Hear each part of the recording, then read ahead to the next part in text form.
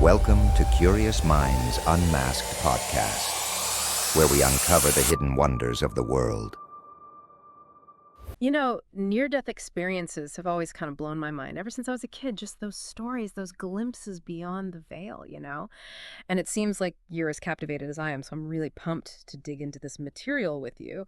We've got these excerpts from an interview with Dr. Manuel San Garra, and wow, this surgeon, he spent years trying to get at the science behind these phenomena, and let me tell you, some of this stuff is seriously making me question everything. Yeah, what's fascinating about Scar is that he approaches this whole thing from like a super scientific perspective. I mean, he's a surgeon, right? Yeah, His world is all about what's tangible, what you can see and touch and operate on. exactly. So when his patients started telling him about these wild experiences, these trips beyond the operating table, he couldn't just ignore them. We're not just talking about vague feelings here, right?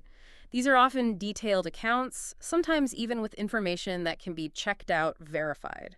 Absolutely, and that's where it gets really interesting. Like, Segarra talks about this one patient who was, clinically speaking, dead. Oh, wow. And, this is key, she was a healthcare worker herself. So she knew the drill.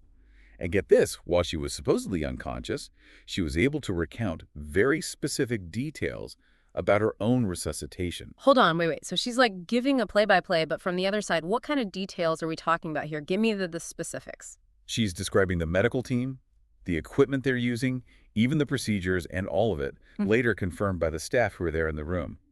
Try explaining that away as just a hallucination. Right, that's not some fuzzy memory, that's precise stuff. And it goes even further. There are these documented cases of patients who, during these experiences, they're describing things happening in other parts of the world, things they couldn't possibly have known about through normal means. Okay, now that's just wild. So how does a doctor, a surgeon, someone trained in science and logic, how does Segarra even begin to reconcile all this with his training? That's got to create some serious tension in his thinking. He actually calls it a Cartesian crisis that struggled to reconcile a scientific worldview with phenomena that seem to completely defy logic. Initially, Segarra, he gravitated towards the most straightforward explanation: hallucinations. Which, I mean, it makes sense, right? The brain is this crazy complex organ, and we know it can do some pretty bizarre things, especially when you're talking about extreme circumstances like being near death. Totally.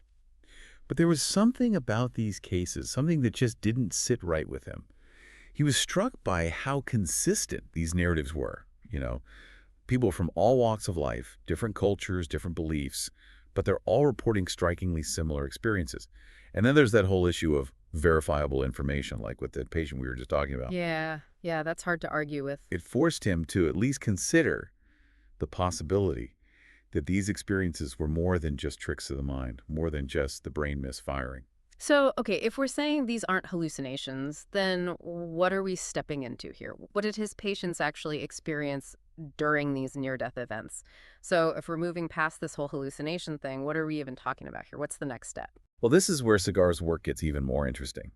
He started noticing these recurring themes in the experiences his patients were describing. Okay, like what? An overwhelming feeling of peace, encounters with this brilliant light, this sense of unconditional love. And these themes, they weren't confined to any one culture or religion. Right. Which suggests something much more universal at play. Yeah, it's like that whole classic tunnel of light thing that's so common, Exactly. But hearing it pop up again and again in this clinical setting, it just makes you wonder, it's not all just visuals though, right? No, you're absolutely right. It goes way beyond that. Yeah. People describe these experiences as deeply emotional, transformative even. Many of Segarra's patients, they came out of these near-death experiences and they'd lost their fear of death completely. They felt this profound sense of connection to everything around them. Wow. Some even talked about this heightened sense of awareness, like they were tapped into some source of knowledge that was beyond their normal understanding. It's almost like they had that we're all connected feeling, but they weren't just saying it, they were like living it. Exactly. So how does Segarra even begin to explain these shared experiences scientifically? Well, that's where he brings in this concept of supraconsciousness. Supraconsciousness, okay. So imagine like a universal consciousness. Okay. A field of awareness that exists beyond our individual minds and connects us all. Okay. And he suggests that maybe these near-death experiences they're offering us a glimpse into that reality. So it's not just our own thoughts, our own little subjective experience, but there's this like larger consciousness pool. Yeah. And these near-death events are like dipping a toe into that pool. I like that. That's a great way to put it. Yeah. And, Sagara points to research from physicists, consciousness researchers, who are suggesting that consciousness might not be limited to the brain. Right. That it might be this fundamental property of the universe. Okay.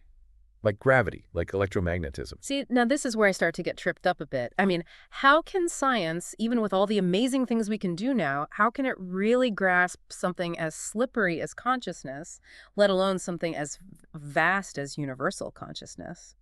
You're hitting on a really important point, and Sagara acknowledges this. He's not afraid to say, hey, our current scientific methods, they have their limits. Right. He says we need to look beyond our traditional tools.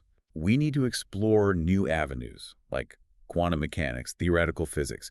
We need those tools even to begin to understand what's happening here. Quantum mechanics, huh? Every time I think I'm getting a handle on it, it just like explodes my brain all over again. It's mind-bending for sure. But Sagara makes a really interesting analogy. He says it's like trying to understand the vastness of space using only the tools of Newtonian physics. Right. We need new models, new ways of thinking. We need those things to even begin to approach these huge mysteries of consciousness, of the universe itself. So we're not chucking science out the window. We're just like expanding our definition of what counts as scientific inquiry. Exactly right.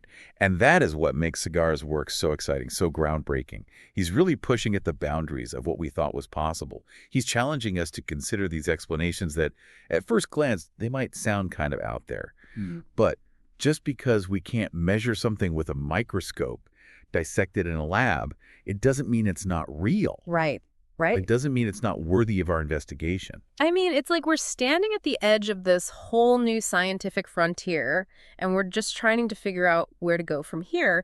But honestly, let's be real for a sec. Most of us, we're not theoretical physicists. Right. We're not spending our days like deep in thought about these big cosmic mysteries. We're just trying to live our lives right. Right. So what are we supposed to do with this? If this whole superconsciousness thing is legit, if we're all swimming around in this interconnected web, how do we actually tap into that? I mean, practically speaking, on our everyday lives. The Sagara asks himself that too. Yeah.